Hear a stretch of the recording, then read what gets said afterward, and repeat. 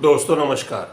दोस्तों आज 6 जुलाई का दिन है, संडे है और हम एज यूजुअल पूरे शेयर मार्केट की और कमोडिटी मार्केट की प्रेडिक्शंस के साथ हाजिर हुए हैं। तो नए हफ्ते की प्रेडिक्शंस में जाने से पहले हम पिछले हफ्ते को रिव्यू करते हैं। तो आइए जानते हैं पिछले हफ्ते मार्केट में क्या रहा, क्योंकि हमने जो कुछ आपको प्रेडिक्ट किया था पिछले संडे को, मोर और लेस मार्केट ने उसी हिसाब से रिजल्ट्स दिए हैं। बट फिर भी अगर हम उसमें सिस्टमेटिक वे में जाते हैं तो Nifty, bank Nifty, currency, gold, silver और क्रूड में सारे एसेट क्लासेस में क्या रिटर्न्स रही और क्या फिगर्स रही हैं, उसका हम डेटा एनालिसिस कर रहे हैं। सबसे पहले हम निफ्टी की बात करते हैं। निफ्टी में हमने प्रेडिक्ट किया था 25,200 से 25,800 के बीच में रेंज में दायरे में बाज़ार रहेगा, और आपने भी देखा बाज़ार डिट्टो इसी दायरे में रहा है। और निफ्टी का अगर हम लो की बात करते हैं, 25,384 का लो रहा है 3 जुलाई के दिन, तो ये 25,200 से ऊपर ही है। और निफ्टी का जो हाई रहा है वो 30 जून को ही लग गया था, मंडे को जब मार्केट खुली थी, जस्ट खुलते ही 25,669 25,669 का ये हाई लगा था। और उसके बाद मार्केट दायरे में रही और नीचे ही रही, बट फाइनली खैर 25,500 के आसपास जाके क्लोज हुई है निफ्टी जो क्लोजिंग फिगर है। अब हम बैंक निफ्टी की बात करते हैं। बैंक निफ्टी में हमने दायरे में ही रेंज में बताया था कि 57,000 से 58,000 के रेंज में बैंक निफ्टी पूरे वीक में ट्रेड करेगा। बैंक निफ्टी में हमने ये भी बोला था कि जब 58,000 की तरफ जा रहा है तो वो अपना हाईएस्ट एवर रिकॉर्ड बनाएगा। और आपने भी देखा 2 जुलाई को मंगलवार के दिन बैंक निफ्टी ने recorded highest ever closing figure दिया है, 57,628 का फिगर दिया है। और लो जो लगा वो 4 जुलाई को लगा। 4 जुलाई को 56,623 का इंट्राडे के अंदर लो लगा, बट फाइनली वो 57,000 के ऊपर जाकर क्लोज हुई है बाज़ार। तो कुल मिलाकर बैंक निफ्टी में भी वही फिगर रही है जो हमने कमिट किया था। अब अगर हम डे वाइज की बात करते हैं तो हमने मंडे के लिए बताया था कि मार्केट में डाउनसाइड रहेगा, पूरे दिन रेड में रहेगी मार्केट, और आपने भी देखा मंडे पूरे दिन रेड में ही मार्केट रही है। ट्यूसडे के लिए हमने बोला था कि मार्केट नीचे रहेगी और 12-1-2 बजे के आसपास मार्केट में ऊपर की फिगर आएगी और फाइनली ग्रीन में क्लोज होगी। और आपने भी देखा मंगलवार के दिन भी इसी तरह से मार्केट ने बिहेव किया, और मार्केट जब क्लोज हुई करीबन 20-25 पॉइंट क्लोज ग्रीन में ही क्लोज हुई है मंगलवार के दिन। मैं निफ्टी की बात कर रहा हूँ। बैंक निफ्टी ने तो हाईएस्ट एवर फिगर दिया था उस दिन। अब जब वेडनेसडे की मार्केट थी उस दिन ज़रूर जो हमने प्रेडिक्ट किया था कि मार्केट ग्रीन में क्लोज होगी, वो ग्रीन में क्लोज नहीं हुई है और वो नीचे करीबन 80 पॉइंट नीचे क्लोज हुई जाकर। तो ट्यूसडे के दिन थोड़ी मार्केट में जो भी हमारी प्रेडिक्शंस थी वो एक्यूरेसी उस दिन के लिए नहीं आई है वेडनेसडे के दिन। थर्सडे की हम बात करते हैं। थर्सडे के लिए जो हमने कमिट किया था, जो बताया था कि एफएमसीजी और कंज्यूमर ड्यूरेबल सेक्टर के शेयर ऊपर जाएंगे, और आपने भी देखा कंज्यूमर ड्यूरेबल में तो कई कंपनीज़ के शेयर इस वीक के अंदर 10-10% की ग्रोथ दिए हैं उन्होंने। और जो मार्केट थी वो उस दिन ऑपरेटर काफ़ी हावी थे, मार्केट ने ऊपर ही क्लोजिंग देनी थी थर्सडे के दिन, बट फाइनली 3 बजे के बाद एकदम मार्केट में शार्प कट आया, जिसकी वजह से मार्केट नीचे ही क्लोज हुई है, जिसको जानबूझकर नीचे किया गया। खैर इसका कुछ सेबी ने एक्शन भी लिए हैं और किसी एफआई को बैन भी किया है, पेनल्टी भी लगाई है। तो खैर ये जो सेबी है उनका काम है देखना कि मार्केट को ऑपरेटर किस तरह से मैनेज करते हैं या स्विंग लेके जाते हैं ऊपर या नीचे। बट हमने जो प्रेडिक्ट किया था मार्केट उसी हिसाब से जा रही थी, बट मैनेज करके उसको नीचे क्लोज किया गया। फाइनली फ्राइडे की मार्केट जो थी, फ्राइडे की मार्केट हमने बताया था कि क्लोजिंग ग्रीन में आएगी और फाइनली क्लोजिंग ग्रीन में ही आई है। बहुत ज़्यादा तेज़ी नहीं बोली थी और उस हिसाब से 55 पॉइंट की तेज़ी रही है। निफ्टी के अंदर पूरे हफ्ते के अंदर 171 पॉइंट का कट रहा है। हमने 5800 की फिगर के लिए बिड किया था, बट अब वो फिगर इस हफ्ते आ जाएगी। तो मार्केट में जो टेक्सचर है वो पॉजिटिव ही है, बना हुआ है, और उसमें ज़्यादा चिंता की बात नहीं है, डाउनसाइड नहीं है बहुत ज़्यादा। ये मोमेंट्री डाउनसाइड है जिसको हमने पिछले हफ्ते में बीच में देखा है और ऑपरेटर ड्रिवन रही बाजार पिछले हफ्ते के अंदर। करेंसी की बात हम कर लेते हैं। करेंसी में हमने 85.48 लास्ट क्लोजिंग प्राइस था फ्राइडे को, और हमने बताया था 40-45 पैसे की स्ट्रेंथ आएगी। 9 पैसे की स्ट्रेंथ रही है, और जो रुपी है वो 85.39 पे क्लोज हुआ है। और इस हफ्ते की हमारी क्या कॉल होती है उसको हम नेक्स्ट वीक की प्रिडिक्शन में बिल्कुल डिस्कस करेंगे आपके साथ। गोल्ड के लिए हमने रेंज बताई थी 95 to 1 लाख रहेगा। जियोपॉलिटिकल टेंशन नहीं रहेंगी, और वो नहीं रही है। गोल्ड ने बिल्कुल दायरे में काम किया है, ज़रूर 97 के आसपास जाकर क्लोजिंग फिगर दी है। 96,988 का लास्ट क्लोजिंग प्राइस है गोल्ड का। तो गोल्ड में अपसाइड कैप्ड है और डाउनसाइड भी कैप्ड है एज ऑन डेट। अभी तो बहुत ज़्यादा डाउनसाइड भी नहीं है। तो 95 to 1 लाख का जो हमने रेंज दी थी उसी रेंज में कारोबार हुआ है। सिल्वर के हमने अंदर रेंज दी थी 1,05,000 से 1,10,000 होगा। 5,000 की वोलेटिलिटी बताई थी, बिल्कुल उसी दायरे में रहा है सिल्वर की ट्रेड भी। बट सिल्वर में हमने बोला था कि डाउनसाइड कम है और अपसाइड ज़्यादा है। उसी हिसाब से आपको सिल्वर के अंदर क्लोजिंग जो फिगर दिख रही है 1,08,438, ये क्लोजिंग फिगर है सिल्वर के लिए। तो सिल्वर में डाउनसाइड कम है और अपसाइड ज़्यादा है, उसी हिसाब से सिल्वर ने भी परफॉर्म किया है।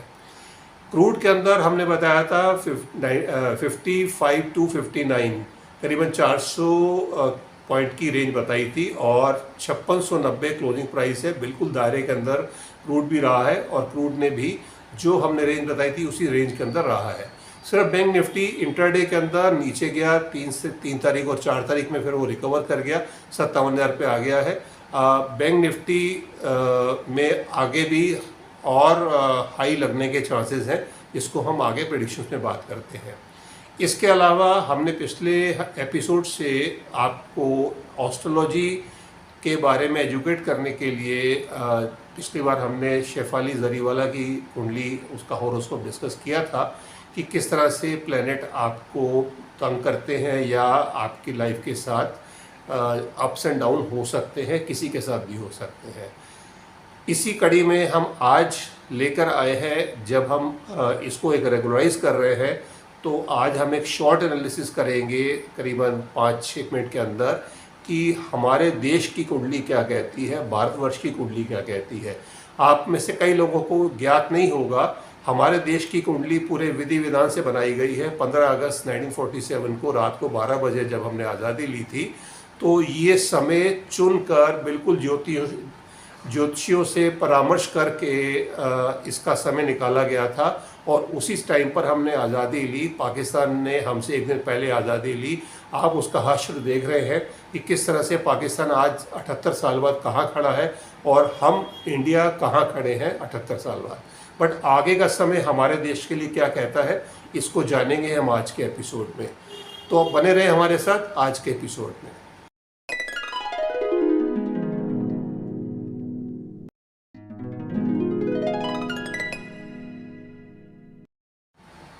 दोस्तों, नए वीक में जाने से पहले एक डिस्क्लेमर है जो हर बार हम कहते ही हैं कि ये जो भी प्रेडिक्शंस हैं इनको आप एक्चुअल ट्रेड ना माने। ये प्रेडिक्शंस जो हैं ये ज्योतिषीय विश्लेषण के हिसाब से हैं, एस्ट्रोलॉजिकल प्रेडिक्शंस हैं। तो इनको एक्यूरेसी इनकी 80 to 90% तो रहती है, जो आप देख भी रहे हैं। साल में अगर 52 हफ्ते होते हैं तो उसमें आपको 45-50 हफ्ते तो प्रेडिक्शंस बराबर मिलेंगी। बट कभी कभार इक्का दुक्का गलत भी हो सकती है, 2-3 प्रेडिक्शन इकट्ठी भी गलत हो सकती हैं। तो इसको आप ओवरलुक करें। जो भी अगर प्रेडिक्शंस में अगर एक आध कोई खामी रह जाती है, बिकॉज जो हम बोलते हैं, जो कहते हैं, वो अपने हम कैलकुलेशंस लगाकर ही बात करते हैं। तो इस चीज़ का आप ध्यान रखें। और कल को अगर आपको इस प्रेडिक्शन के बेसिस के ऊपर कोई प्रॉफिट या लॉस होता है, वो आपका रहेगा, उसका मेरा या मेरे चैनल का कोई लेना देना नहीं है। तो इस चीज़ का ध्यान रखते हुए हम आज की प्रेडिक्शंस को शुरू करते हैं। नए हफ्ते की प्रेडिक्शन में जाने से पहले, और ये नंबर हम डिस्प्ले पे दे रहे हैं जो काफ़ी एनकरेजिंग रिजल्ट्स आए हैं आप लोगों के ही, कि अगर आप फ्री में एक बार चेक करवाना चाहते हैं कि आपकी कुंडली में प्रॉफिट आ रहा है, कोई लॉसेस हो रहे हैं तो क्यों हो रहे हैं, उसका क्या एस्ट्रोलॉजिकल रेमेडी हो सकती है। तो उसके लिए हम वन टाइम फ्री कंसल्टेशन आपको दे रहे हैं। उसके बाद अगर आप कंसल्टेशन को कंटिन्यू करना चाहते हैं तो वो पेड कंसल्टेंसी होगी, और जिसमें कुछ लोगों ने ऑलरेडी इसको पेड करवा लिया है। तो आपके ऊपर है, इसमें कोई बाउंडेशन नहीं है, आपकी इच्छा के ऊपर है। आप चाहें तो उसको पेड करवा सकते हैं एवरी मंथ। अदरवाइज़ आप इसको जो प्रेडिक्शंस दी जा रही हैं उसको अपनी कैलकुलेशंस में, अपनी असेसमेंट के हिसाब से या अपने फाइनेंशियल एडवाइज़र की राय के साथ अपने इन्वेस्टमेंट ट्रेड ले। चलिए अब हम शुरू करते हैं। मंडे की जो मार्केट रहेगी, मंडे को मार्केट 9:15 बजे खुलेगी। उस टाइम पर क्या स्थिति रहेगी? तो मार्केट जो मंडे को खुलेगी उस टाइम सिंह लगन ही उदय लगन है, 8 डिग्री के ऊपर सिंह लगन है, और मून जो है वो वृश्चिक में है, वो भी 8 डिग्री के ऊपर ही है। सिंह लगन की वजह से हमने आपको ऑलरेडी बताया था कि डिफेंस के शेयरों में तेज़ी आएगी, पिछले हफ्ते से चालू हुआ है। और आपने भी देखा पिछले हफ्ते में 1,05,000 करोड़ के डिफेंस के जो सैंक्शंस आई हैं, जो पूरी डोमेस्टिक डिफेंस इंडस्ट्री को एलोकेट हुआ है सारे ऑर्डर्स। तो ये पैसा कंट्री में ही रहेगा और डिफेंस उद्योग जो है, इंडस्ट्री है, वो और फले फूलेगी, जिसको हम आने वाले टाइम में इंडिया की महादशा से भी आपको जोड़ के बताएंगे कि डिफेंस के शेयर्स क्यों बढ़ते जा रहे हैं और आगे क्या स्कोप है। तो मंडे की खैर मार्केट है, उसमें डिफेंस के शेयर तो बढ़ेंगे ही, और मंडे को जो मार्केट है वो कुछ नेगेटिव होगी। उसको आप बहुत वॉलेटिलिटी नहीं रहने वाली है, तो इसको आप दायरे में मान सकते हैं मार्केट में, क्योंकि मून जो है वृश्चिक राशि में नीच के गिने जाते हैं, तो मून की पोजीशन उतनी अच्छी नहीं है, तो मार्केट में अपसाइड कम दिखती है। बृहस्पति कई जगह तो कई साइड्स के ऊपर 7 तारीख को उदय बांध रहे हैं, बट हमारी कैलकुलेशन 9 तारीख की बनती है कि बृहस्पति 9 तारीख को उदय होंगे, क्योंकि 12 तारीख को जब अस्त हुए थे, जब से जो ईरान इजराइल की वॉर शुरू हुई थी, जहां से मार्केट में एक शार्प फॉल आया था, तो उससे हम गिन रहे हैं, तो 9 तारीख को उदय बनता है। तो मंडे के लिए मार्केट प्रेशर में ही रहेगी, मार्केट में डाउनसाइड है। कितनी डाउनसाइड है वो हम पेड ग्रुप में ही बात करते हैं, तो ये बात रहेगी मंडे के लिए। अब आ जाते हैं ट्यूसडे को। ट्यूसडे को जब मार्केट खुलेगी मॉर्निंग में 9:15 बजे, सिंह लगन 9 डिग्री पे है, डिफेंस के शेयर मंगलवार को भी बढ़ेंगे, और मून जो है वो वृश्चिक राशि में है 21 डिग्री पे। मार्केट पूरे दिन यहाँ पर भी प्रेशर में रहने वाली है, मार्केट में प्रॉफिट बुकिंग आएगी, या मार्केट एक कंफ्यूज सिग्नल देगी, या जियोपॉलिटिकल को टेंशन होंगी। मतलब कुल मिलाकर मार्केट में लैकलस्टर परफॉर्मेंस रहेगी। वोलेटिलिटी तो रहेगी, बिकॉज ट्यूसडे है, एक्सपायरी का दिन है, बट बहुत ज़्यादा वोलेटिलिटी भी नहीं रहने वाली है। तो ट्यूसडे की मार्केट इस हिसाब से मूव करेगी। अब हम आ जाते हैं वेडनेसडे को। वेडनेसडे को जो मार्केट होगी सुबह 9:15 बजे, सिंह लगन उदय लगन है, 10 डिग्री के ऊपर है, और मून जो है वो धनु राशि में है।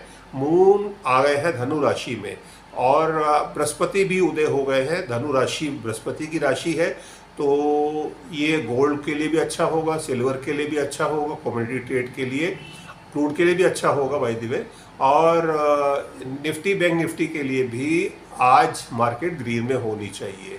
वेडनेसडे की मार्केट ग्रीन में होनी चाहिए, और डिफेंस के शेयर बढ़ेंगे, कंज्यूमर ड्यूरेबल के शेयर भी बढ़ेंगे। तो ये मैंने मंडे, ये पूरे हफ्ते मान लीजिए, पिछले हफ्ते भी डिफेंस कंज्यूमर ड्यूरेबल के शेयर बढ़ रहे थे, और एफएमसीजी के भी कुछ इक्का दुक्का शेयर बढ़े हैं कंज्यूमर एफएमसीजी में, तो बट कंज्यूमर ड्यूरेबल में पूरा पैक ही ऊपर गया है।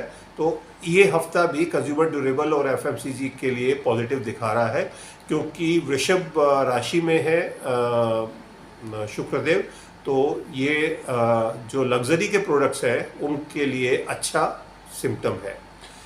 अब अगली प्रेडिक्शन में नेक्स्ट डे पे आ जाते हैं, थर्सडे को। थर्सडे को जब सुबह मार्केट खुलेगी, सिंह लगन उदय लगन है, 11 डिग्री के ऊपर है, और मून जो है धनु राशि में ही है 15 डिग्री पर। और थर्सडे का दिन गुरु पूर्णिमा का दिन रहेगा, फुल मून रहेगा, तो इमोशंस हाई रहेंगे, मार्केट में वोलेटिलिटी ज़्यादा रहेगी बिकॉज ऑफ फुल मून, और बाय डिफ़ॉल्ट एक्सपायरी भी रहेगी। तो गुरु पूर्णिमा भी है, एक अच्छा दिन है, मार्केट ग्रीन में ही क्लोज होगी, मार्केट ऊपर ही जा रही है। और डिफेंस के शेयर, एफएमसीजी और कंज्यूमर ड्यूरेबल पैक आप में उसमें अपने सर्च करें, जो आपको शेयर अच्छे लगते हैं उसमें आप इन्वेस्ट करें। ये तीनों सेक्टर अभी के लिए पॉजिटिव फिगर ही दिखा रहे हैं। फ्राइडे की जो मार्केट होगी, फ्राइडे को सिंह लगन उदय लगन है, 12 डिग्री के ऊपर है, और मून धनु राशि में है 28 डिग्री के ऊपर। तो मून अब बिल्कुल लास्ट स्टेज में है, धनु राशि में बाहर निकलने के लिए है और आगे कैप्रिकॉर्न में जाने वाले हैं, जो दोपहर 12 बजे के बाद कैप्रिकॉर्न में जाएंगे। तो आप ये जान लीजिए कि जो फ्राइडे की मार्केट होगी उस दिन 12 बजे के बाद बड़ा स्विंग आएगा, ऊपर का या नीचे का, बट मेरे हिसाब से मार्केट में स्विंग पॉजिटिव होना चाहिए। मार्केट इस दिन भी ग्रीन में ही रहनी चाहिए। तो इसको आप समझ सकते हैं, मार्केट 3 दिन पॉजिटिव देगी, शुरू के 2 दिन नेगेटिव मार्केट रहेगी, मंडे और ट्यूसडे को रेड में रहेगी, और वेडनेसडे, थर्सडे, फ्राइडे को ग्रीन में मार्केट क्लोज होनी चाहिए।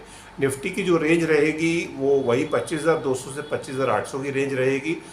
25,000 नहीं, 25,200 से 25,800, और 26,000 की तरफ निफ्टी जाने की प्रयास करेगा, बट समहाउ 26,000 क्रॉस नहीं कर पाएगा, शायद अगले हफ्ते में करे।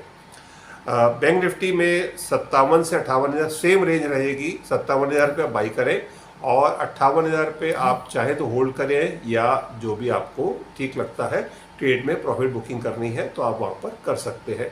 बैंक निफ्टी में इस हफ्ते फिर हाई लग सकता है, बृहस्पति भी उदय हो गए हैं और चीज़ें थोड़ी बेटर रहेंगी इस हफ्ते में।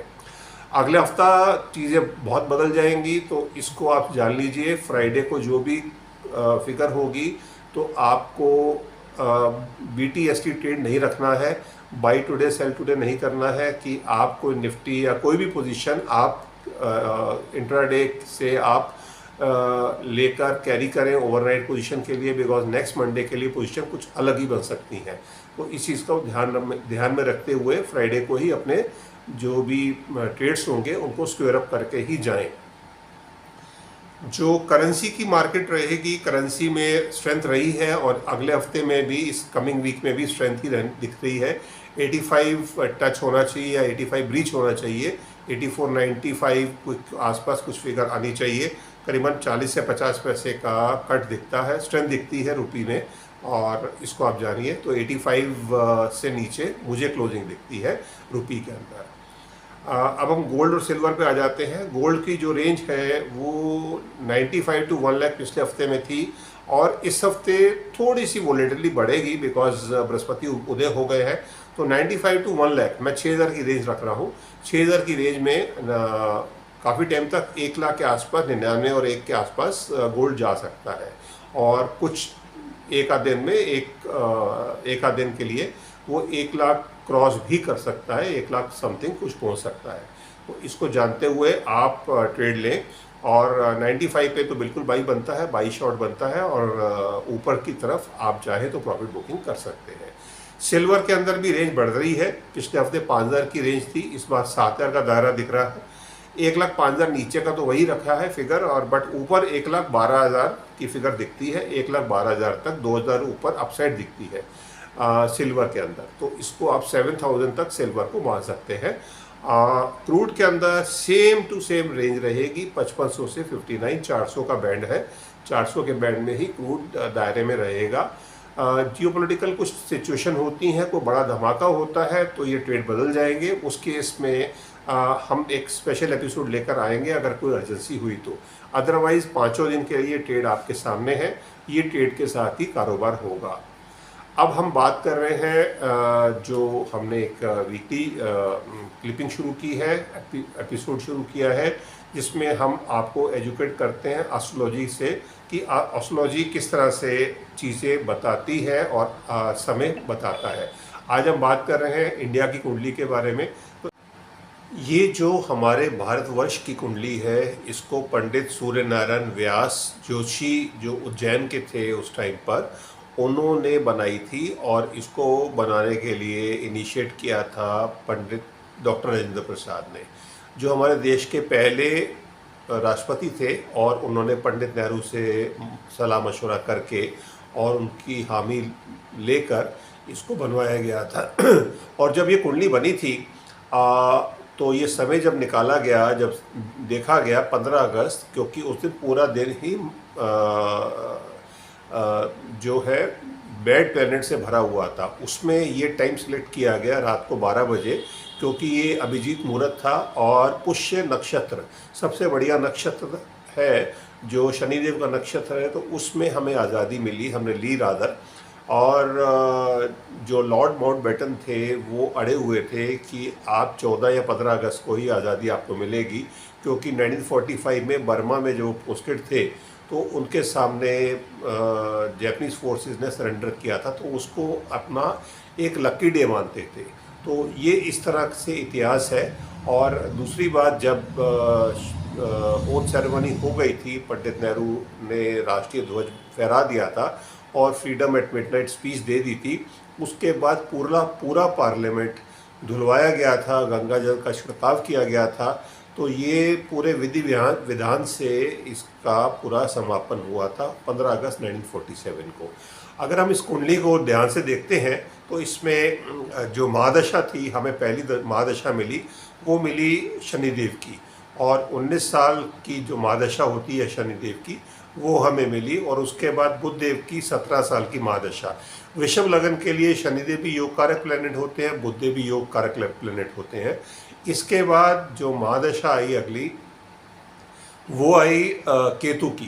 केतु की महादशा जब लगी तो आपने देखा कि उस दौरान, क्योंकि राहु केतु हमारी कुंडली में लगन और सप्तम भाव में है, तो ये हमारे को जब जब इनकी दशा या इनका पीरियड आता है तो हमें तंग करते हैं। हमने शनिदेव की महादशा में भी देखा, बुधदेव की महादशा में भी देखा, और केतु की तो महादशा पूरी 7 साल की थी, जिसके अंदर पंजाब में उग्रवाद हुआ, और ईस्ट नीचे डाउन साउथ में, तमिलनाडु में और श्रीलंका में जो लिट्टे का सब एक्सट्रीमिज़म हुआ, वो उसी पीरियड की देन है, जिसकी वजह से हमने 2 प्रधानमंत्री इस पीरियड में खोए, जिसमें इंदिरा गांधी का असैसिनेशन हुआ और उसके बाद राजीव गांधी का असैसिनेशन हुआ था मई 1991 में। और उसके साथ ही उसी दौरान में जब मंडल आयोग था और वीपी सिंह प्रधानमंत्री थे, तो काफ़ी देश में दंगे हुए, और कश्मीर में भी पलायन जो हुआ वो इसी पीरियड में हुआ। इसके बाद 91 में जब हमारी ये शुक्रदेव की महादशा आई, वैसे दशा तो 89 में ही लग गई थी, बट 2 साल संधि पीरियड होता है, और उसके बाद से देश में बहुत खुशहाली देखी। लग्नेश की जब महादशा आती है या जब भी आती है आपकी लाइफ में भी, जब भी लग्नेश की दशा महादशा आए तो वो आपके लिए गोल्डन पीरियड होता है। तो देश के लिए गोल्डन पीरियड था 99 टू 2009, ये गोल्डन पीरियड था। उसके बाद 6 साल की महादशा आई सूर्यदेव की, और उसमें हमने यूपीए 2 में काफ़ी महंगाई देखी, ये पीरियड था। उसके बाद 2015 से जब चंद्रमा की दशा आई, मून की दशा आई, मून हमारी कुंडली के राशिश है, मून 4th हाउस में है, तो ये पीरियड भी हमारे लिए कूल पीरियड रहा। अब ये पीरियड ख़त्म हो रहा है, जिसमें मोदी जी के 11 साल का पीरियड इसी पीरियड दौरान में रहा, और अब ये पीरियड ख़त्म हो रहा है और मंगल की महादशा आ रही है सितंबर 2025 से। तो ये आप देख रहे हैं, और इसका जो थंबनेल है वो भी आपके सामने आ रहा है। मंगल की महादशा में देश लंबे युद्ध की तरफ जा रहा है। आपने एक ऑपरेशन सिंदूर का ट्रेलर तो देख ही लिया है, बट ये 88 घंटे की वॉर यहीं तक ख़त्म नहीं होनी है। इसके बाद अगले 7 साल तक देश में वॉर काफ़ी बढ़ने वाली है, बिकॉज हमारे जो पड़ोसी हैं वो उतने अच्छे नहीं हैं, और उनकी वजह से, और कंट्री में जो मंगल की महादशा है, मंगल हमारी कुंडली में योग कारक प्लैनेट नहीं है, मारक प्लैनेट है, मारक स्थान पे बैठे हुए हैं, और नक्षत्र भी उन्होंने राहु का लिया है, आद्रा नक्षत्र। तो ये पीरियड कंट्री के लिए बहुत ही अलग तरह का पीरियड होने वाला है। तो जिन्होंने पिछले 30, 35, 36 साल से अच्छा पीरियड देखा देश में, या उनकी एज ही इतनी है आज की तारीख में, तो वो एक टफ पीरियड देखने वाले हैं जो 7 साल तक चलेगा, और उसके बाद तो राहु की दशा आएगी 18 साल की। तो ये 25 साल, अगले 25 साल बहुत इंटेंस होने वाले हैं। इसको डिटेल में आप समझेंगे, अगर आप इंटरेस्ट रखते हैं तो ये पूरा एपिसोड आप देखिए, थंबनेल आपके सामने है और ये एपिसोड आपके सामने 1 या 2 दिन में एयर हो जाएगा। तो ये आपको शेयर करना था। बाकी आपको एस्ट्रोलॉजी में हमारे जो प्रयास हैं पसंद आ रहे हैं, आपको प्रेडिक्शंस हमारी सही लग रही हैं, तो अपने दोस्तों मित्रों के साथ शेयर करें और लाइक करें, कमेंट करें, जिससे हमारा मनोबल बढ़ता है। भले ही आपके कमेंट नेगेटिव हों, हमें उससे सीखने को मिलता है, जिससे हम और अच्छे प्रयास करके आपके सामने नियर एक्यूरेट प्रेडिक्शंस लेकर आएँ। तो आई विश कि आपके इस हफ्ते के ट्रेड सक्सेसफुल हों और आपको भरपूर प्रॉफिट आए। धन्यवाद। भारत माता की जय। जय हिंद।